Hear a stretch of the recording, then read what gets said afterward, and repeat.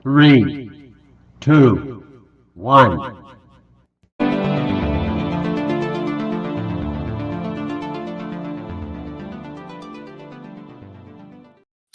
Hello and welcome to the Fantasy Football Happy Hour podcast. I am Matt and I am back continuing the division previews this week. Going to be looking at the AFC West or NFC West, excuse me. Should be quite a little bit of fun. But before we get there, surprisingly, we do have some news and notes.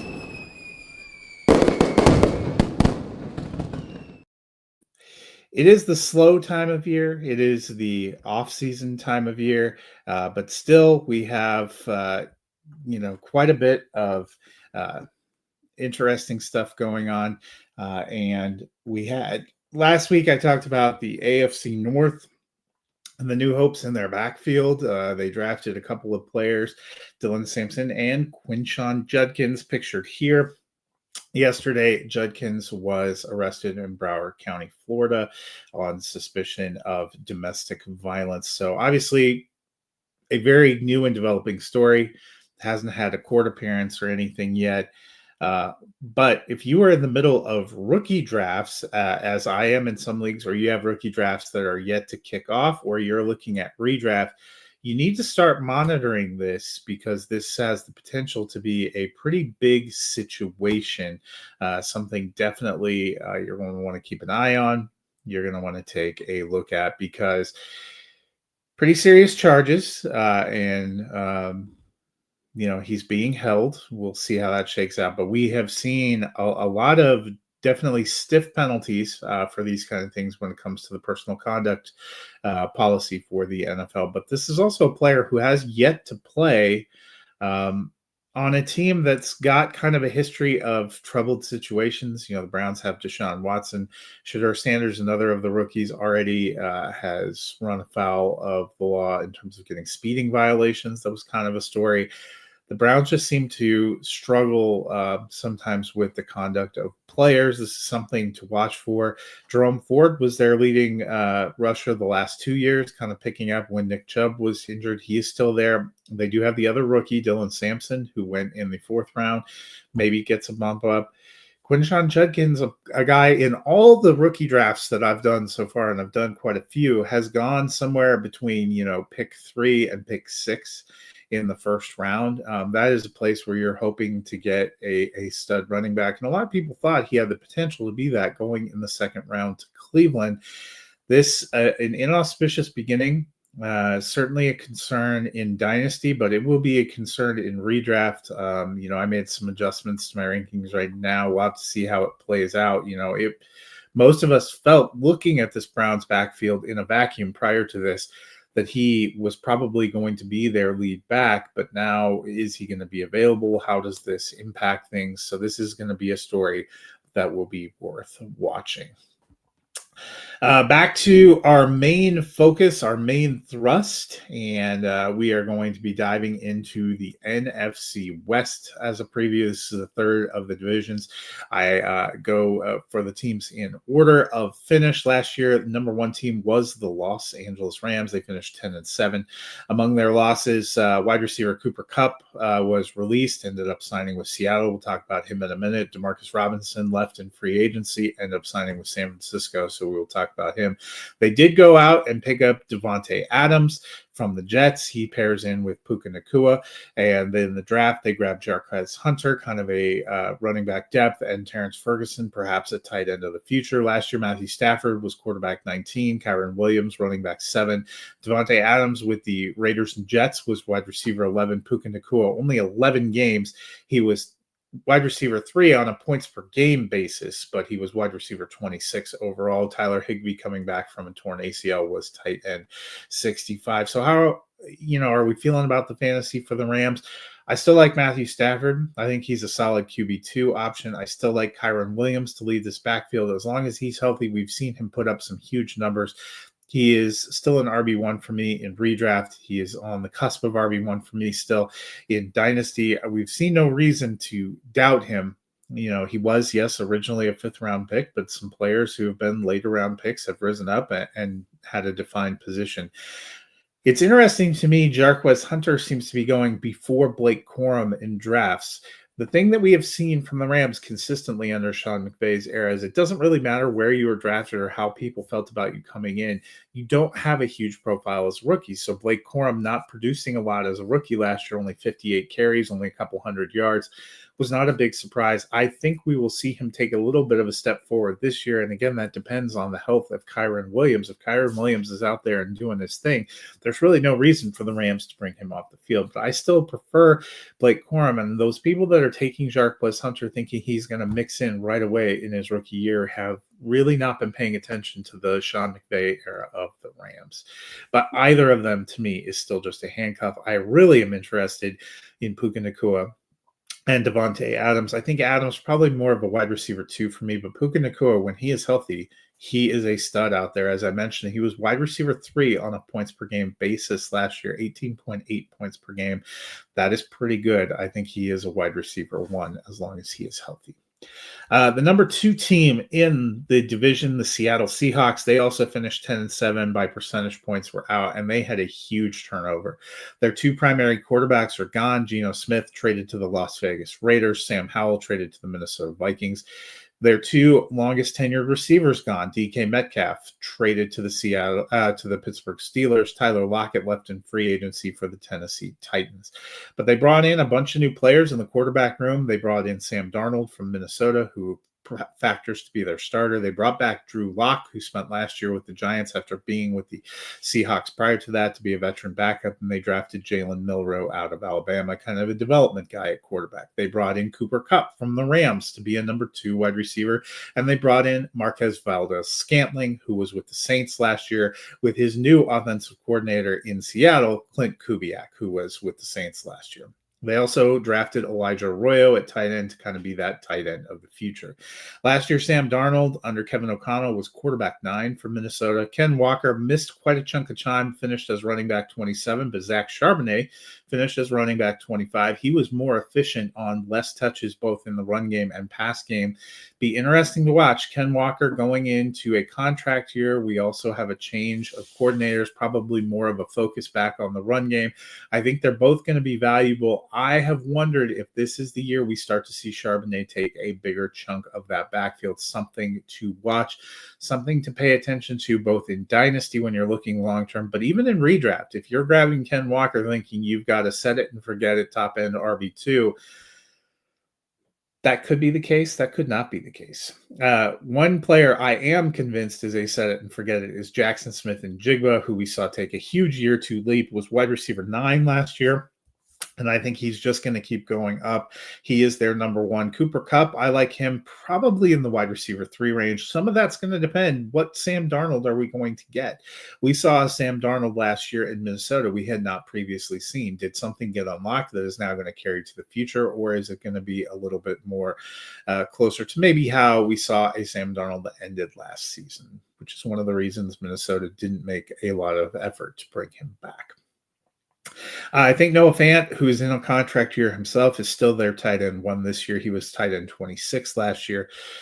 But the future probably belonging to the talented tight end out of Miami, which is Elijah Arroyo. I think Arroyo is a great dynasty stash, especially if you have a taxi squad. I don't expect big things this year. As I said, I think Fant is still their number 1 this year.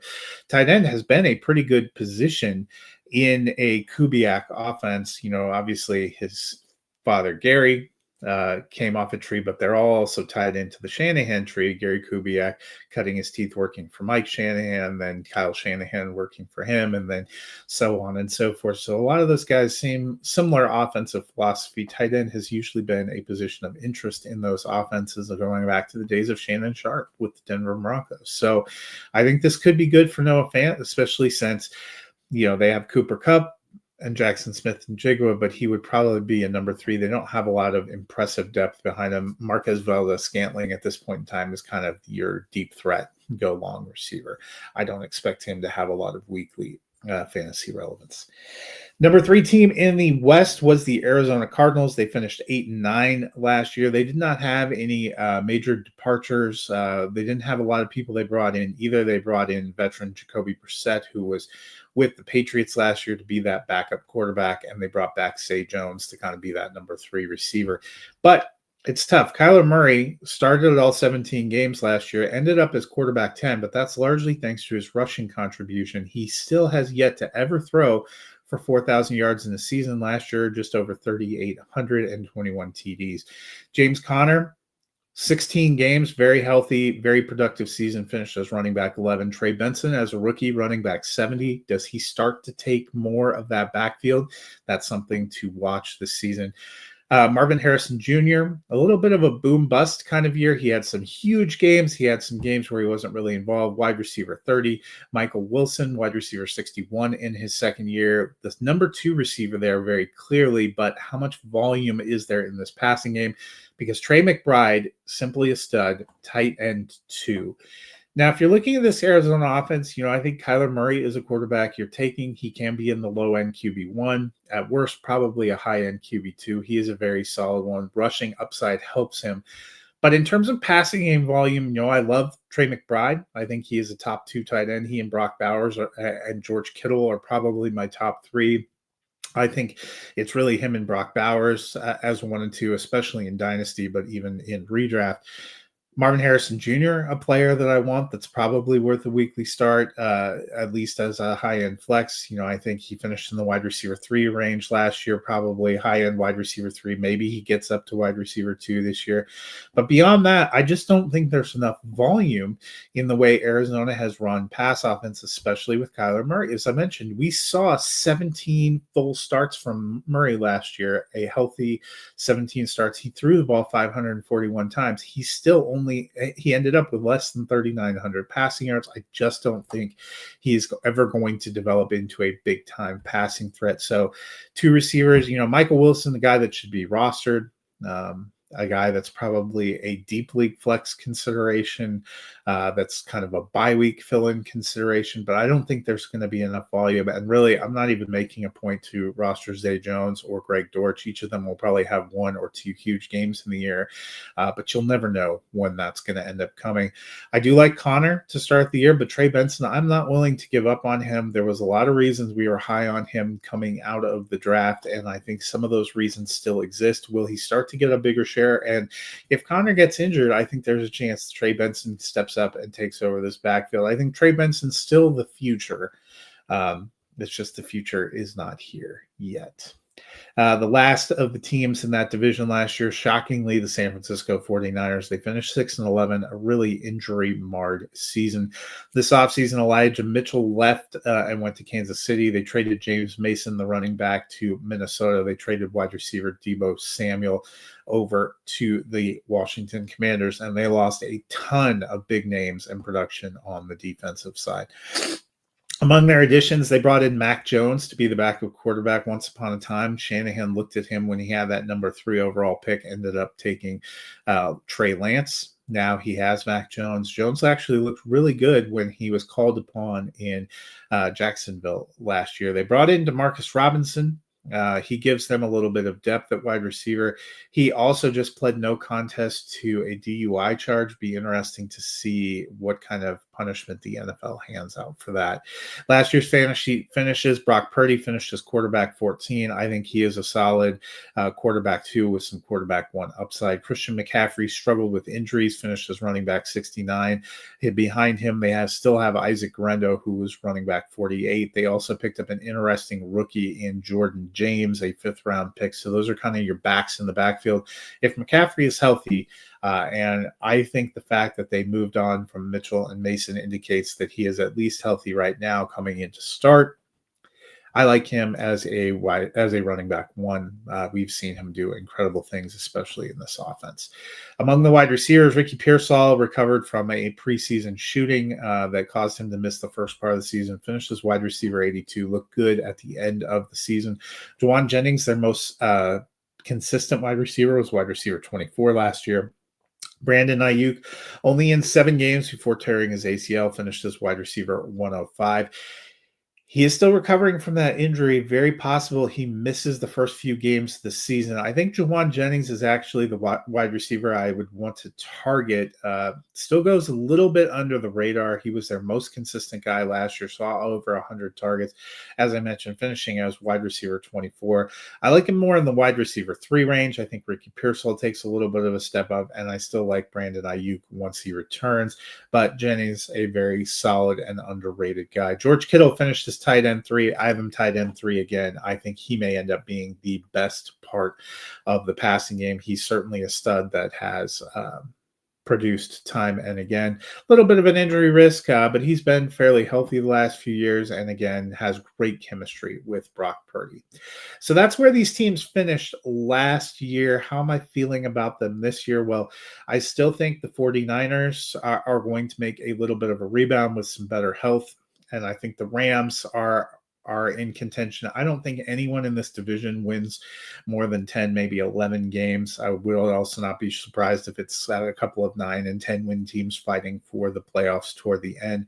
The Seahawks and the Cardinals remain a little bit more of an enigma to me. The Cardinals ended up 8-9 last year. They had some very good and surprising wins. They have some interesting pieces, but it's hard to tell if they are ever going to be truly consistent. I don't think it was just Kingsbury that was holding them back from some consistency and competing at a higher level. And Seattle, they still have a pretty strong defense. I like Mike McDonald as a head coach. A lot of it is going to depend on how this offense comes together and how Sam Darnold looks in a new situation. I think they have some interesting pieces. They are always going to compete. I think all of the teams in this division will finish with 6 or 7 wins at the worst, kind of like it was last year. But I think they're all going to be bunched together. They're probably going to beat up on each other, and it could be a very tight race down to the division final.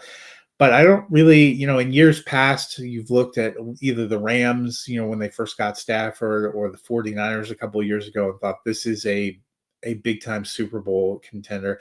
I don't necessarily feel that way about any of the NFC West teams this year. I think they're going to be competitive. I think they're going to be big factors in the NFC. But at this point in time, I really don't feel like any of them is probably the upper echelon of the NFC the way that I feel about an Eagles team or the Lions or the Commanders at this point in time. So we'll see how things turn out. I even have a little bit more affinity for Tampa Bay and what they're doing down there. But there's some good teams, and I think there are going to be some tough outs here in the NFC West. That'll do it for us today. I will be back next week talking about a personal favorite division for me, and that is the AFC West. So you won't want to miss that. Until then, have a wonderful Sunday.